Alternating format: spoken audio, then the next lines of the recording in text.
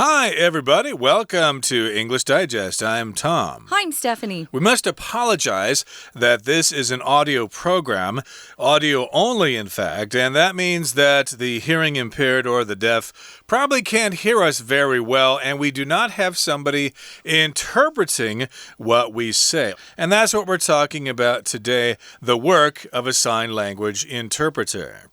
I love watching sign language interpreters. They all have their own style, and some of them are so entertaining that I forget to listen to, whoever is speaking. There are some really great people out there that do a wonderful service by learning and then using this sign language. And sign languages differ around the world. Just because you learned American Sign Language doesn't mean that you can sign here in Taiwan. Every place kind of has its own style. Sure, yeah, that's what a lot of people say. Oh, you're learning sign language. Yeah. You'll be able to communicate with deaf people all over the world.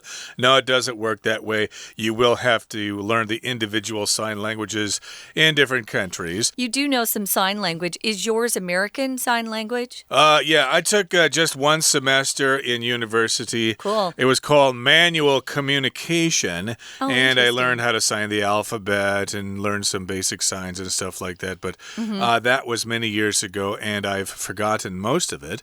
But it is interesting to communicate that way, and for some people, they have no choice. That's how they have to communicate with other people by using sign language. Of course, they need to communicate with other people who know sign language as well. So if you're a deaf person or if you're hearing impaired and you want to know what's going on with the news, for some types of situations, you will see a sign language interpreter in like one little corner of the TV screen. This was especially, of course, noticeable during the pandemic there when they were giving daily reports of what was happening. So, of course, we had to include everybody to make sure everybody knew what was going on and what to do, etc. So let's get to it. Let's talk about creating connections, the work of a sign language interpreter. Let's read right now. In March, a response to a question asked in English at a live press conference by Taiwan's Central Epidemic Command Center, CECC, attained nationwide praise. But the compliments weren't being directed at the panel of health executives. Instead, their recipient was the CECC's sign language interpreter. This was because he was able to mentally translate the question into Chinese while simultaneously relaying it to the camera in Taiwan Sign Language. The whole process was flawless, but it only hinted at the challenging nature of the services provided by sign language interpreters. It's the job of these talented linguistic experts to help hearing impaired or deaf individuals understand a spoken language by converting it into sign language. This enormously specialized work demands more than just fluency in both a local language and a local sign language. An interpreter must also possess an excellent memory so that they can accurately reproduce everything that has just been signed or said. As the deaf client's representative, they cannot afford to be sloppy with their words. Sign language interpreters provide support in educational, commercial, and legal settings, as well as over live video phone calls, a system known as Video Relay Service. Each of these fields demands incredible versatility. The more technical the subject of conversation, the more creative the sign language interpreter will have to be in their translation. In a university class on ancient Roman art, for example, the interpreter will have to briskly sign out each letter of the many words that don't have parallel terms in sign language. What's more, professors often speak quickly, mumble, or do not allow the interpreter to review the teaching material prior to the class. Consequently, it's no exaggeration to say that the ability to excel in this immensely challenging profession is a sign of pure genius. Okay, guys, let's jump right in. Let's take a look at the title first. Creating connections. If you have a connection with someone, or you have some connections, and we'll use that in the plural form, it just means you know some people who might be able to help your career or who have some influence. Maybe you know somebody who works in government that can make, things easier for you if you're applying to open up a new business, for example. We also use it, though, as you know, when we're traveling. We'll talk about a connecting flight. Where is your connection? Someone says, for example, I fly home to Phoenix to see my family. And so sometimes they'll go, where's your connection? Or where's your connecting flight? Now, we're talking about creating connections, getting people to understand what's going on here. And we're talking about a job that some of you out there might look into. It's the work of a sign language interpreter. Now, an interpreter and a translator are not the same, guys. If you translate, you can get something put down on paper and you spend some time taking it from one language into another or converting that language. But an interpreter has an even harder job. They stand usually by the person speaking, and they're interpreting or they're converting that language from maybe English into Chinese just by listening to the speaker, which is such a hard job. I really admire these people. This is the work of a sign language interpreter, taking whatever language they know. For example, here we're going to give you an example of someone speaking Chinese, Mandarin, and then actually converting it into sign language.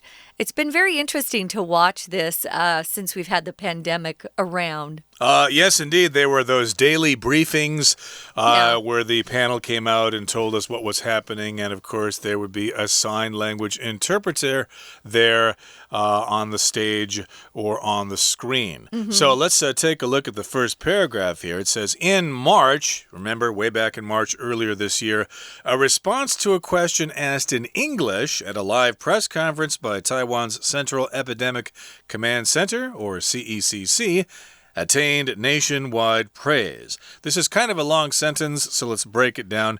First of all, it happened way back in March, and what happened then was that there was a response to a question. And usually if somebody asks a question, you want a response. Are you hungry? Yes, I am. That's your response. So somebody asked a question in English, and somebody responded to that question, and this happened at a live press conference. When the government talks to reporters, that's a press conference, but this was not recorded. It was live. It was going directly out over the TV or the radio or whatever.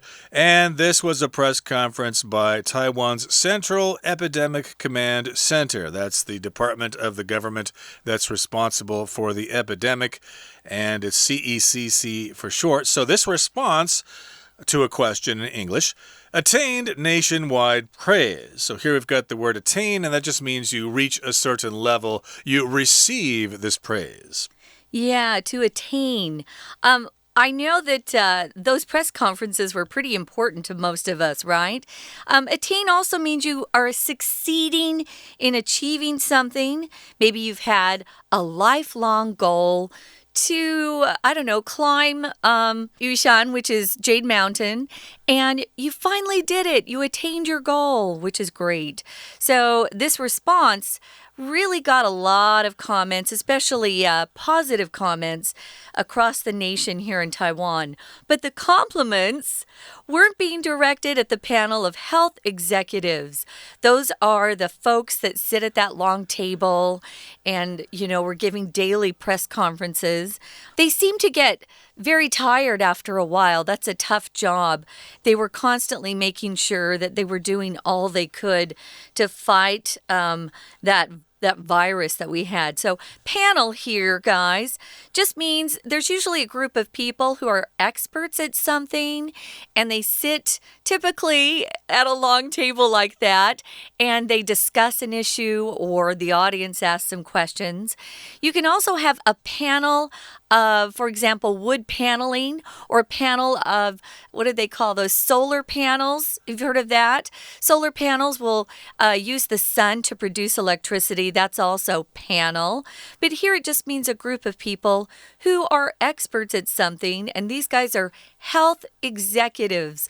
What's an executive, Tom? An executive, well, that's just a leader of a certain department. The leader of a company is usually referred to as the CEO, the Chief Executive Officer. So we talk about business executives wearing suits, carrying briefcases, and going to the office and stuff like that. Yeah, they're in management roles. Exactly. So these are health executives, people in charge of health departments or something, and they all gather together on this panel, but they did not get the praise, okay? Instead, their recipient, or the receiver of those compliments, was the sign language interpreter of the CECC. In this particular case, people were complimenting someone, so the person who received those compliments or the recipient of those compliments was the sign language interpreter, even though the panel does a great job and stuff like that. The interpreter there was able to do this because it involved, 3 languages there. Wow. It involved English, sign language, and Chinese. So the reason this person received the praise was because he was able to mentally translate the question into Chinese while simultaneously relaying it to the camera in Taiwan Sign Language. So somebody from the Foreign Press Corps asked him a question. Well, what does the COVID-19 virus in Taiwan have to do with other countries, or whatever the question was? And the interpreter had to understand that question in English, and then he had to translate it into Chinese in his mind and then translate it one more time from Chinese into sign language. No easy task. That would have been hard. In fact, I've done a little bit of interpreting, but it was only from Chinese to English or English to Chinese. And it gives you a headache. So I really admire these folks who make it their life's work to provide interpreters or interpretations, especially the sign language interpreters. They do a wonderful job providing a service for a lot of people who can't hear the message just with their ears. So, yeah, he was able to do all of this stuff so fast. Simultaneously, guys, just means it's happening at the same time as something else. For example, if you're watching the World Series here in Taiwan, there are people simultaneously watching the World Series, perhaps in other parts of the world, perhaps America, wherever. So it's happening at the same time. To relay something usually just means to communicate something. Hey, will you relay a message to our boss tomorrow, Tom? I'm not coming in. Which just means, will you carry my message and make sure that somebody else hears it? We're going to talk more about the work required, or what a career in sign language interpretation requires, what you need to know about it if you want to go in this direction. But first, we're going to listen to our Chinese teacher. 大家好，我是 Olive， 现在要进行第8单元的中文讲解。这篇文章介绍了手语翻译员这个职业。文章第一段以台湾疫情指挥中心在直播记者会上对于一个英文问题的回复，获得全国性的盛赞为开头，带出这篇文章的主角手语翻译员。接下来我们看到第一题，这一题应该要填可数的复数名词放在冠词的后面，搭配复数动词 weren't作为这一句的主词，空格这一句呼应前一句，说明疫情指挥中心在记者会上获得全国性的盛赞。但是这句以转折词 but 开头，可以推知这些赞美并不是针对专家小组，所以答案选 F compliments。我们来看到这一句用到的单字 panel， 在这边是专家小组或评判小组的意思。After the lecture,A panel of experts answered questions from the audience. 在讲座结束之后，一组专家小组回答了听众的问题。而 panel 不只有专家小组的意思，也有牵板的意思。The plumbers removed a panel on the wall to reach the water pipes. 这名水电工拆下墙上的一块牵板，以接触到水管。而控制板就是 a control panel， 仪表板是 an instrument panel。接下来我们看到第二题，这个空格应该要填副词，作为本句与上一句间的转承或修饰本句。空格前一句以转折词 but 开头，指出赞美并不是针对专家小组。这句则说明赞美的对象是手语翻译员。前后两句语义相反，所以答案选 J instead。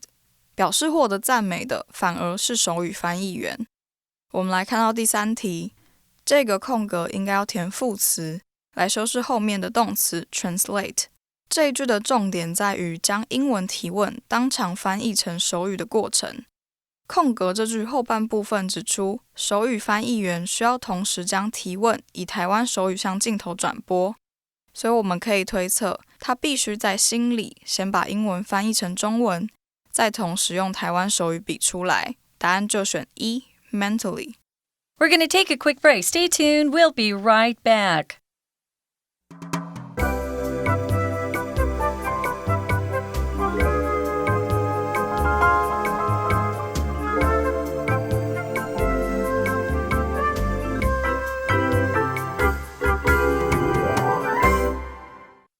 Okay, let's continue to talk about creating connections, the work of a sign language interpreter. So yes, it was no easy feat.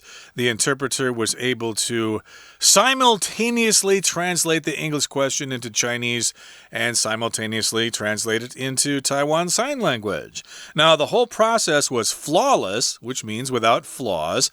If you want to buy a diamond for your fiancé, of course, you want that diamond to be flawless. Otherwise, she's going to be mad and she's going to start an argument with you, and you don't want that. So, indeed, get her a 2-carat flawless diamond. Don't ask questions. Just do it, guys. And this particular process was flawless, but it only hinted at the challenging nature of the services provided by sign language interpreters. So it only hinted, it only gave us a little idea of how difficult this job is. Right. Until you really look closely or carefully at some particular industry, you won't really know what that career or job would entail or include. So yeah, the whole process was flawless. No errors at all. We'll often say, ooh, she has flawless skin. Ooh, it's so pretty. So yeah, it only gave us a little bit of an idea of what this job really entails or covers. It's very challenging. It's the job of these talented linguistic experts to help hearing impaired or deaf individuals understand a spoken language. How do they do that? They convert it into sign language. So first of all, let's take a look at this word linguistic. If you're studying linguistics in university or at a college, just means you are learning about language. Not necessarily studying that particular language, but how language is learned, which is an interesting field. So they're very talented, and they also are helping hearing impaired individuals. If you're hearing impaired, it doesn't mean you're totally deaf or can't hear anything, but you don't have perfect hearing. You have some troubles or problems with it. I have a cousin I grew up with, and he's not entirely deaf. I think he's like 40, 50, based on both ears. They test both your ears. And he wears hearing aids, and his English isn't as clear, maybe as ours are. Our language ability, but he is able to function just great in society because of the hearing aids. Exactly. That can happen to people who are hearing impaired. So again, in this particular case, an interpreter is a linguistic expert. Linguistics, of course, is the study of languages. So they're experts in converting spoken language into sign language. So convert means to change something in one format to another. You might have to convert computer formats from, say, Apple. So you can use it in a PC or something. You need to convert it or change it over. And this enormously specialized work demands more than just fluency in both a local language and a local sign language. Yes, those are requirements there. You need to have fluency, or you need to be fluent in the sign language and the local spoken language, but there's more to it than that. Yeah, you have to have an excellent memory. Remember, these guys are listening to someone speak. They've got to keep that in their head while they're also converting it or translating it into another language. So it's enormously specialized work, and it demands more than just fluency, as Tom said. An interpreter has an excellent memory so that they can accurately reproduce everything that's just been signed or said. I thought that was the hardest part, to remember what you had just heard and then be doing something simultaneously, converting that language into something else. That's hard. If you reproduce something, you produce something that's already there. So, for example, humans reproduce humans. We have baby humans, right? Or if you want to reproduce a document, you'll copy it. So that's reproduce. Now, as the deaf client's representative, they cannot afford to be sloppy with their words. If you're sloppy, you're like, whatever, it's like 随便. So you have to be very exact. You can't just make stuff up. You have to stick with the words that your client's actually saying. Okay, moving on now to the next paragraph. It says, sign language interpreters provide support in educational, commercial, and legal settings, or different kinds of situations in school or in businesses or in the courts, as well as over live video phone calls, a system known as video relay service. So yes, they're going to be in a video that is live if somebody needs an interpreter for whatever situation, maybe a business meeting or something like that. Or if you call like 119 and you have an emergency, they have a special system set up for those who are deaf. So each of these fields demands incredible versatility. Versatility just means you're very flexible. You have a lot of different skills. So the more technical the subject of conversation, the more creative the sign language interpreter will have to be in their translation. So in a university class, for example, on ancient Roman art, the interpreter will have to briskly or quickly sign out each letter of the many words that don't have parallel terms in sign language. There isn't the same sort of word in sign language, so they're forced to spell things out very quickly with their fingers. Tom can do that. He's pretty fast. Yeah, being able to finger spell is one thing, but then being able to actually read it is another. If somebody finger spells to me, for example, it takes me forever to figure out exactly what they're trying to say. So these things need to be done quickly or briskly. If they're signing like Caesar or something, or Napoleon or whatever, they got to spell those things out. Although I think later they just use the first letter because it's already been spelled out before, I think, so they just can kind of abbreviate later on. And going on here, it says they don't have the parallel terms in sign language. They don't have an exact sign for that. So again, they have to spell it out. And what's more, or in addition, professors often speak quickly, sometimes mumble when they talk. That's mumbling, okay, when you don't really speak clearly. Hey, you're mumbling. Can you speak more clearly? Yeah, a lot of teenagers are accused of mumbling. Yeah, I get accused of that all the time, and people saying, What did you say? Could you speak clearly? Don't mumble.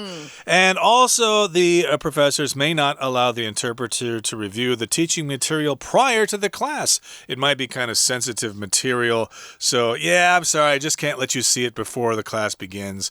I just, can't do that. It's security reasons. That makes it really, really hard. So hopefully, if you go into this field, you'll be able to have clients that give you the material before you actually have to stand and interpret. So consequently, it's no exaggeration to say that the ability to excel or do really well in this field, you have to kind of be somewhat of a genius, I think. So immensely, the ability to excel in this immensely challenging profession. Immensely is used when you really want to emphasize something. It just means to a great extent. So extremely, it's an extremely challenging profession, but it's one that I think must provide a lot of satisfaction. It probably provides immense satisfaction. And that brings us to the end of our explanation for today. So now let's take a break and listen once again to our Chinese teacher. 文章第二段说明成为手语翻译员需要具备的能力。我们来看到第4题，这一题要填可数的复数名词，放在指示词 this 后面，作为介系词 of 的受词。空格这句的 this 呼应前一句的手语翻译员，指出这些人物将口语转成手语，让听力受损或失聪的人了解口语内容。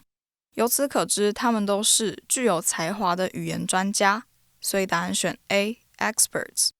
接着看到第5题，这个空格可以填形容词或是分词，放在副词 enormously 后面，来修饰名词 work。这句跟后面2句说明手语翻译员不只要能流利地使用当地的语言和手语，还需要具备其他能力，才可以精确地表达翻译的内容。所以这就表示这份工作是非常专业的，答案就选 C specialized。接下来我们看到第6题，第6题应该要填单数名词，放在 an 后面，作为动词 possess 的受词。这一句说手语翻译员要能精确地重述刚被比出或说出的内容，我们可以推测他们要拥有过人的记忆力，才不会漏翻或是错翻，所以答案选 I memory。接着看到第7题，这个空格可以填形容词或分词，放在 be 动词后面，作为这一句主词 they 的补语。这一句补充说明上一句说到的，翻译员需要够精确地重述翻译的内容。作为师聪委托人的代理人，手语翻译员的一言一行都不得草率，所以答案选 L sloppy。文章最后一段介绍了会需要手语翻译员的场合，还有他们翻译时会遇到的挑战。接下来我们看到第8题，这一题应该要填可数的复数名词，放在 each of the 的后面，作为这一句的主词。这一句呼应前一句提到的内容，也就是手语翻译员会在教育、商务、法律场合提供协助，而提到的这3个场合都是各自不同的领域，所以答案选 H fields。这句也说明了手语翻译员需要有变通性，才能够为这些不同的领域提供专业的服务。接着看到第9题，因为这一句用到了对等连接词 or 来连接前后的复数动词 speak 还有 do not allow， 所以这一个空格要填的是复数动词。这一句举例手语翻译员在大学课堂中会遇到的一些挑战，有的是教授们讲话太快，而有时候翻译员会不被允许预习教材，我们就可以推测说，这个空格也是在说手语翻译员在课堂上会遇到的困难，所以答案就选 D mumble， 表示教授们上课时说话也有可能会含糊不清，而这就大大增加了翻译的困难。我们来看到第10题，这一题应该要填原形动词，放在 to 后面形成不定词。这一句是这篇文章的结论句，总结说手语翻译员是一个非常具有挑战性的职业，由此推知能在这个职业中表现出色是天才的象征，所以答案就选 B excel。 今天的讲解就到这边，谢谢收听。That's it for today, everybody. Thank you so much for joining us. And hey, hopefully you have a new appreciation for the job that sign language interpreters do. Yeah. It is a necessary job for our society. From all of us here at English Digest, I'm Tom. I'm Stephanie. Goodbye. See ya.